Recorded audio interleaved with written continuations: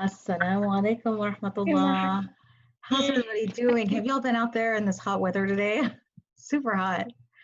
I've been out there for like half the day and it feels like summer, doesn't it? Feels like summer today. Okay. Well, you guys were awesome when we were doing like a prayer minute. Mashallah, I know that was like a lot of like hardcore information. Inshallah, today we're totally switching gears to another topic. That topic is about love of this world and material attachments. And once again, going back to spirituality, our heart, we are talking about, our heart being attached to this dunya. And this is a very unique concept for a Muslim because a Muslim is actually conscious. We are conscious and aware of our sense of attachment to dunya, to things. We are aware of things that a non-Muslim is not aware of. So someone who's not aware of how much they love something will just go on loving something or hating something or acting upon their desires more likely. Whereas if you become aware of how attached you are to something, then you can actually, think about what you're doing more, right? You can consider like what your goals are and why you're doing things and think about your motives. And you can also reposition yourself better, and make sure that you are serving your creator and serving yourself better. So there is a section in this book, and we're going to go back to this book as well as Hamza Yusuf's book about material attachments and love of this world. So right here, those of you who have your book, we're looking at the chapter which is on page 71. Okay, and that's called Material Attachments, Adoring Life, Self, and Wealth. So as we know in the Quran, Allah tells us in so many examples. Here's an example from Surah 87, verse 16 to 17. Verily you prefer the life of this world, but the hereafter is better and more enduring. So, as we are growing, and everyone here is like at that special age that we were talking about, you're growing your values and you're growing, your sense of what you love and what you value. And, a lot of times it's very easy just to have this uncontrollable love for this world and forget about the hereafter, right? But what we want to do as Muslims is make sure that we value the hereafter more than this world for many reasons, right? This world we know we're here temporarily as a place to for us to be on our best conduct, for a place where we worship Allah, where we're tested, right? And the hereafter is our permanent home, and we want to make sure that we prefer the hereafter, and that's going to take some self-discipline. Here are some very, very notable teachings from our religion, and those teachings, I learned some of these when I was very little, and they carry on with me.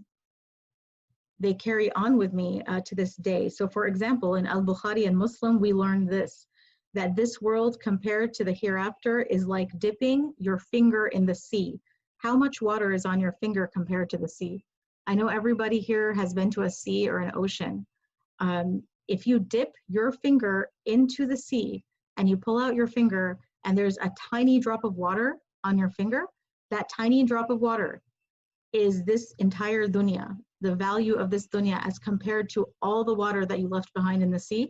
That is the akhirah, that's the hereafter. So can you imagine that comparison of the value of this dunya life as compared to the hereafter? So clearly it is very obvious that if you put your finger into the ocean or into the sea, that you're only going to bring out like a tiny drop of water, right? I mean, it's not even comparable, okay? The cat says hi. So it's not even comparable, the amount of water on your finger with the entire sea. I mean, you can't even, it's like incomprehensible, right? And this is also a Kahoot question. So just remember that this world compared to the hereafter is like dipping your finger into the sea. Another teaching that we have from Tirmidhi is, if this world was worth a fly's wing in front of Allah, the disbeliever would have been denied even a drink of water. Okay, so you can think about a fly in this whole world. Think about a tiny little fly, okay? Now think about the wing of that fly. How insignificant is the wing of a fly? I mean, not even a butterfly. I mean, a regular old fly, okay? The wing, not even two wings, it's a wing of a fly. In front of Allah, the entire world, okay? Welcome, okay. Welcome, those of you that have just joined us. We're talking about love of this world. We're talking about material attachments today. And so we're going over some of the teachings that we have. And so if this world was worth a fly's wing in front of Allah, then what would happen? The disbeliever would have been denied even a drink of water. So we are people of reflection. And so we can just think about this example. We see the disbelievers definitely have more than a drink of water, don't they?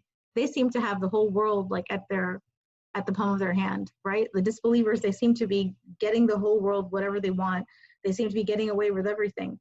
But what we are learning here is that if this world was worth even the fly's wing, then they wouldn't have even gotten a drink of water. So what does that mean? They're getting so much. So this dunya must not even be worth that much of a fly's wing. Also, another Kahoot question. We learn from Muslim, this world is a prison for the believer and a paradise for the disbeliever. A prison for the believer and a paradise for the disbeliever. Why do you think that maybe it's a prison for the believer? And I do welcome you all to jump in if anyone wants to, I won't force you, but if anybody wants to give their insight, why do you think this world would be a prison for the believer? And why do you think it's a paradise for the disbeliever? Because the disbelievers can do anything they want and not get in trouble. Exactly. So a disbeliever can do anything they want because they're not fearing Allah. They're not worried about the akhirah, so they're not going to follow any rules. So it's a paradise for them. They can do what they want. They can sleep what they want, eat, drink. They can hang out with whatever they want. They can look at what they want. They can take what they want because they're not believing in Allah, right? So it's kind of like a paradise. It's a false paradise, but for them, it's like a paradise. And then for the believer, it's like a prisoner because there's so many temptations around us all the time. Everywhere you go, there's so many temptations. And yet for a believer, when you're trying to obey the commands of Allah, it's like you're a prisoner because you're not able to do so many things, right? So that is a teaching that we have. And, for that disbeliever, it goes on to say, I'm on page 72 of that book, that he will satisfy his desires regardless and accepts no boundaries or guidelines, running after women, alcohol, all forms of play and entertainment. He knows neither discipline nor decency. Imagine the state of humanity if everyone adopted such behavior. There would be no desire for the truth, no establishment of justice, and no concern for others. It would be a community of losers acting on every impulse and rotting in a stagnant, destroyed society. Okay? So that's just an explanation of this concept that this world is a prisoner for the believer and a paradise for the disbeliever. And we can remember these things when you're feeling, that struggle. When you're feeling that struggle of being patient and sacrificing, for Allah and withholding yourself from the temptations and from, keeping yourself from giving into your desires, right? You can remember these teachings from the Prophet of the value of this world compared to the next world, as well as, really the station of the believer being a station of discipline and character and restraint. And yet we know that inshallah we will be rewarded, in the hereafter. Also, we're told later on that page that the cure, it says, if you find traces of adoration of life in yourself, adoration of life, that means you love those things in life which which we have to be careful about. If you find that you love those aspects of life, then what is the cure? The cure is two elements, knowledge and action. First, know that this world is very little in comparison to the hereafter, and action. Know that you are only passing through this world and not settling here for good. So here is an analogy on page 73 at the top where it says you're like a traveler walking through and trying to sow as many good deeds as you can in order to reap them later in the hereafter. So another concept we learn about is the practice of zuhud. Okay, zuhud, this is a Kahoot question.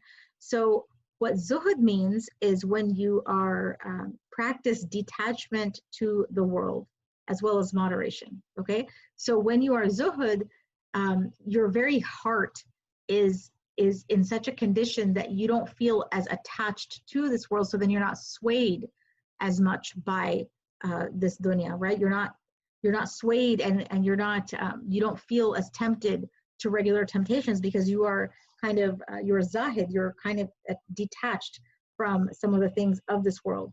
But the Prophet also teaches us that we should be balanced. So it's not that we should be so, zahid that we are, like inhuman. I mean, we still need to enjoy the halal things in life, right? And so the Prophet said later on that page, so the Prophet ﷺ said, the best of all matters is what is balanced, okay? And that is from Al-Bayhaqi.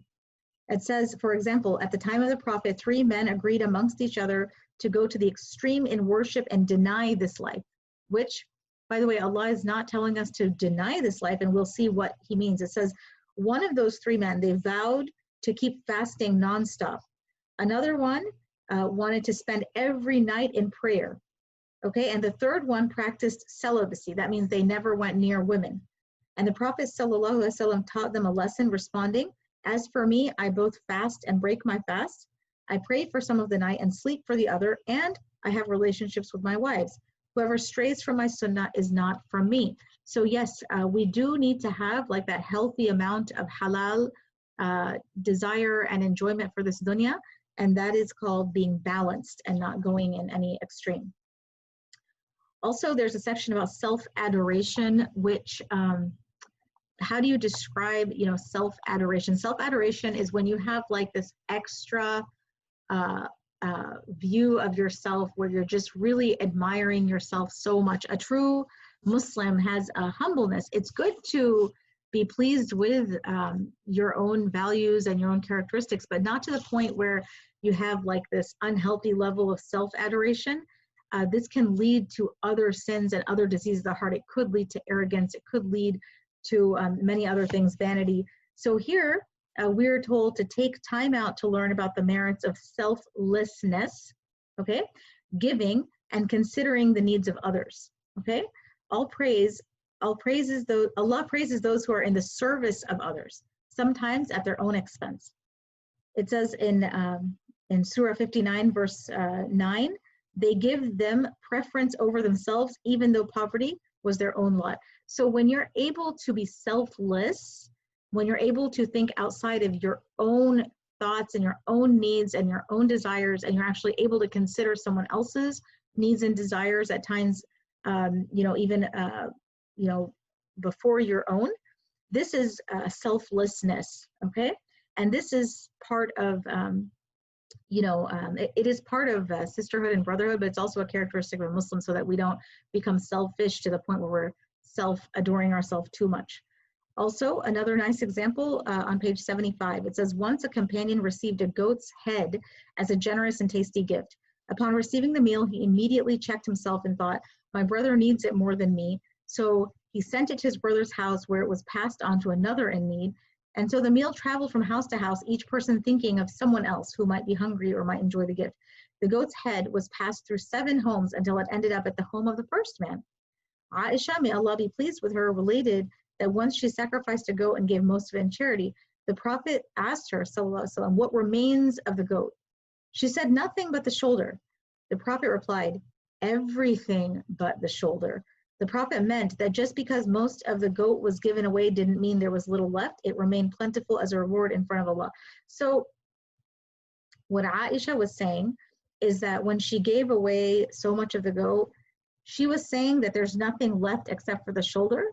And what the Prophet was trying to make her understand is, in a different way, everything was left because that's what she's going to be rewarded for from Allah, except for the shoulder. Does that make sense? So the shoulder, physically it was left, but what was really with Allah that she saved up was the parts that she gave away. So that's a nice way of thinking of it.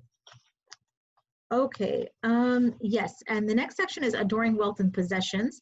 So money and possessions in and of themselves are not bad things, right? So, you know, it's not this material thing that's bad. It's what you do with it that matters, right? So same for money. So money can be used to achieve good things in life, right? So here we go with a very prominent hadith, and I'm going to have this one in the Kahoot as well. It says, there's only two kinds of people who may be envied. So we know that we're not supposed to really envy people. This is not healthy, but there are two kinds that you can envy.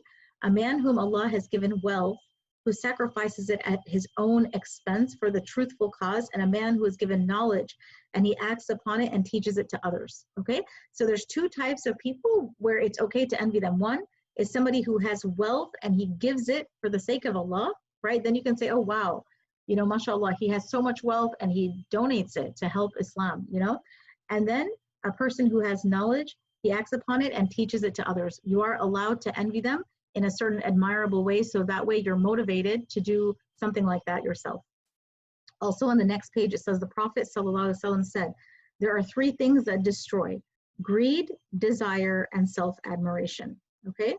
Also, he also said there's two characteristics which cannot both be present at the same time in a believer. That is greed and bad manners. And in another hadith, the Prophet said, "Oh Allah, I seek refuge in you from greed, from cowardice, and from senility." Senility in old age. That means somebody who doesn't understand anything anymore in their old age. Going to page 79, we learn that the Prophet said, charity does not decrease wealth. Okay? So, and it says, pardoning another only increases you in nobleness in front of Allah. And when you humble yourself for the sake of Allah, Allah will elevate you. So this is a matter of belief. Okay, so when we believe that we're giving something for Allah's sake, then what? We have to believe that when you're giving a charity, that actually it's not decreasing from you. And there's so many times and so many examples, and your parents will give you examples. Sometimes they have donated something and the next day suddenly they get the exact amount or more back. How many times does that happen? Ask your mom and dad. Okay, they gave a donation and the next morning there's either more work at work, there's a bonus, somebody gives a gift, something happens, or they get a discount on something, like they were gonna buy a car, they donated 3,000 and then they got 3,000 minus on the cost of the car. Like something happens and it's like as if whatever you donated, it didn't decrease how much you really had. And this is something from, you know, Allah's mercy and his watchful eye, and something which ties in your belief and your tawakkul in Allah, right? It's a beautiful part of our religion. Also, another Kahoot question. For a Muslim, your true wealth is not just your material possessions and your money. Your health, happiness, contentment, tranquility, and relationships are also part of your wealth. Okay, so we don't look at things in such a black and white, physical, material way. We also value, you know, our tranquility, our relationships, our health, our happiness. These are things that Muslims do value. Another Kahoot question, another advice of the Prophet from here. It says the Prophet said, "Look at those who are beneath you," and it means like materially. Okay, so materially, look at those who are beneath you and do not look to those who are above you. Such is better for you that you do not belittle the blessings of Allah that Allah has given you. So one of the ways to, you know, appreciate what you have is to look at, you know, look at those people who have less than you, you know. And this is just such an important and wise practice that we need to do. And that's why sometimes, you know, visiting perhaps like a third world country or doing some, you know, community service in a different neighborhood, or some of those things can have these other benefits where you go and see that, wow, you know, I'm complaining about, you know, which restaurant we ate at, but other kids don't even have a guaranteed meal. Somebody last night was telling me that in New York, there's 100,000 homeless kids. They get one meal from the public school system, and the rest of the day, they don't have food. They just have to travel from place to place to find a place to stay, and they just have that one meal that they get from the public school. And it, you know, imagine us, you know, for us, it's like, okay, you know, which restaurant are we going to? And then that is the problem. You know, he wants this, she wants this, or, you know, which food, or your parents have like 8 items they made for lunch and you want something not on that menu. You want that 12th item. I mean, these are the kind of things we sometimes find ourselves, you know, complaining over. Whereas if we put some perspective and we look at those who are beneath us and we don't look at those who are above us, then it will help us to appreciate the blessing that Allah gave us. in Rising Soul, that was the section. I want to also look at what we have, that same section in Hamza Yusuf's book. And that, if you are following that book, it starts on page 27 called Love of the World. And my printer is still giving me problems, so I'm going to be going off of the one on the screen here. So one of the very nice analogies that we are given is that this world is a bridge. So pass over it to the next world, but do not try to build on it. Okay, so this world is like a bridge. We know that, you know, and we already know that we're supposed to live like travelers, you know, in this world. It's not a permanent place, but it is a bridge. And if we visualize it that way, it's going to help us to not, you know, get fixated and focused on the wrong things, right? It'll help us move on and not get too attached to where we are and help us to deal better. Also, we are taught in this book that love of this world falls under 5 categories of classical legal rulings. Okay, so it can either be that you love this world in an obligatory way, like a wajib way, or a recommended way, mandub way, or a permissible way, which is mubah, reprehensible way, makruh, or forbidden, which is haram. Okay, so there are some things that you should love from this world, like the Quran, the Kaaba, the Prophet ﷺ, parents, godly people, books of knowledge, children, you know, people who help us in our religious affairs, love of wealth in order to give it to the needy. Those are some examples he gives of really good, you know, loves of this world. But then there's also examples where, you know, it's blameworthy, right? If we go a little bit further down on page 28, it says, so the Imam holds that love of the world is praised or blamed based on what good or harm it brings a person. If it leads to a diseased heart, such as greediness and arrogance, then it's blameworthy. And if it leads to a spiritual elevation and healing of the heart, then it's praiseworthy. Okay, same paragraph. What scholars traditionally have warned against with regards to attaining wealth is the danger of transgression. The more wealth one acquires, the higher the probability one will become preoccupied with that other than God. Also, vying for wealth can become an addiction and lead to ostentation. Ostentation means showing it, you know, too much, showing off, which is considered a disease of the heart. Okay, let me see, somebody is trying to get in here. No. All right. Love of praise is another disease, particularly praise for something one has not done. And one of the last teachings that we have here is that the Prophet ﷺ said, whoever is not thankful to people will not be thankful to God.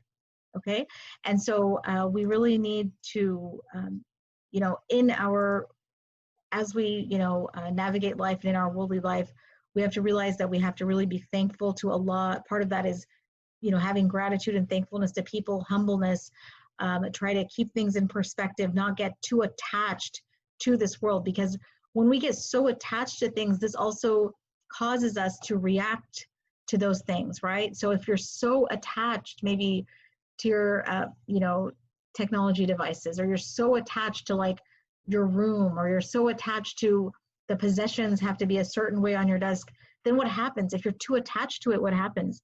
Then if anything goes wrong with that, like a little bit, then you start reacting, right? You start reacting in a possibly bad way that's hurtful and could hurt you, you know, through various ways. And so, but yet if you realize that, hey, you know, I know that's not exactly the way I want it, but that's okay. I'm not so attached that I can't deal with it. I can deal with that. You know, something's a little bit different, or I didn't get this on time, or somebody shared something or took something, or I was asked to do something. You know, alhamdulillah, you know, it's okay. I can deal with that, because the life of this world is what? You know, it's like, remember that finger that you dip into the ocean, into the sea, and you pull it out, and it's that tiny little drop of water. That's this dunya compared to the akhirah, right? It's like that, not even like that wings gnat. So inshallah, I'm going to, with that, hop over to the Kahoot game. I have a Kahoot game ready. It was, the last minute, it was saying something about multi-selection. I don't know if Asma can help me, but it says something about one of my questions being multi-selection. So if everybody can pull up their Kahoot, I'll just make sure it's working just right. Okay, so number 2, single, yeah. Number 3, there we go. Okay, this world is, yeah, 4, 5. Okay. Okay, so I think this is the one that's telling me it's not right. So I'm going to change that one. Okay, I'm just going to change something here. Mommy, you're showing everyone the answers. I don't think they see my screen. Okay. Sorry, I'm just fixing one little thing. Let me share my screen. Thank you for waiting. All right, guys, it's fixed now. It is fixed right now. Mom, put that small. All right, guys. So we have 854-4239. That is our Kahoot pin. Does everybody see that? 854-4239. 854-4239. Yes. Everybody get on there. Who's Hanuna? Who's Casey? It's me. Okay, I don't know where our cool music went, but that's okay. We'll have to find somebody else to sing for us. 10. All right, 9, so we're gonna get started. Bismillah. 3, 2, 1. Oh, there's 5, some more people joining. 4. So we went over, I think we went over all the questions. It all has to do with love of this world and material attachments, okay? So Bismillah, we're gonna go ahead and get started. So it's 14 players. The first question is, number 1, this world compared to the hereafter is like dipping your blank into the sea. Is it spoon, finger, boat, or anchor? Spoon, finger, boat, or anchor? And the answer is finger. Very, very good. So that is what the hadith says. This world compared to the hereafter is like dipping your finger into the sea. Number 2, if this world was worth a blank in front of Allah, the disbeliever would not have been given a drop of water. Army of soldiers, treasure chest of gold, wing of a fly, or galaxy of stars. If this world was worth a blank in front of Allah, the disbeliever would not have been given what? The correct answer is wing of a fly, okay? So if this world was worth a wing of a fly in front of Allah, the disbeliever would not have been given even water. Number 3, this world is like a blank for the believer and a blank for the disbeliever. So is it paradise for the believer and prison for the disbeliever, ocean for the believer and sea, planet, galaxy, or prison and paradise? This world is a what for the believer? It's like a prison for the believer and a paradise for the disbeliever. We talked about this. Very, very good. Next, you guys are doing great, mashallah. True or false? Zuhud is practicing detachment from the world. Zuhud is practicing detachment from the world. Is that true or false? That is true. You guys are great, mashallah, and I have Asma helping me here. Next, number 5. There are 2 kinds of people who can be envied. The man who is given what? High IQ and multilingual, wealth, uses it for Allah and has knowledge and teaches it, has children and raises them well, or good looks and models it. There are 2 kinds of people who can be envied. Very good. Someone who has wealth and uses it for Allah, one who has knowledge and teaches it. Very, very, very good. You guys are doing great. Lena, Asma, Hania, Fatima, and Arisa, keep working hard. Number 6, true or false? Does charity decrease wealth? Is that true or false? Charity decreases wealth. So when you give charity, that's false. It does not decrease your wealth when you are giving that charity for the sake of Allah, right? It actually gives you more. The next one, number 7, true wealth is more than money. What does it include? Tranquility, health, happiness, or all of the above? True wealth is more than money. It includes what? All of the above. And everybody got that right. Very, very good. And number 8, the Prophet said to look up to those who are blank you in order to appreciate your blessings. Below you, above you, behind you, or under you. The Prophet said to look to those who are what you? Below you in order to appreciate your blessings. So what we're talking about is on the materialistic part, okay? The materialistic side, you look at those who have less than you. The world is like a blank, so try to pass over it. We just talked about that. Is it like a treasure, a car, a building, or a bridge? The world is like a blank, so try to pass over it. Correct. And the answer is the world is like a bridge, so try to pass over it. MashaAllah, you guys did amazing. So what we have here is 7 out of 9. Aisha Sayed, MashaAllah, excellent, you did great. 9 out of 9, Hania, excellent. And 9 out of 9 is also Asma. And we also have some more here. We have Lana K and Fatma Mujtaha. Congratulations to all of you girls. I really hope that those analogies and those teachings were something that we can remember and that we can contemplate, reflect on, and that we can act on those teachings so that we can understand the value of this world compared to the value of the hereafter, and that we can prioritize, that we can really prioritize, inshallah, what pleases Allah. Inshallah, I'm going to do a quick dua. Subhanak Allahumma wa bihamdik. Ashhadu an la ilaha illa ant astaghfiruka wa atubu ilayk. Wal asr innal insana lafi khusr illa alladhina amanu wa amilu salihat wa tawasaw bil haqqi wa tawasaw bis sabr. Inshallah, I look forward to seeing you girls tomorrow. Jazakallah khair for joining. Assalamu alaikum wa rahmatullahi wa barakatuh.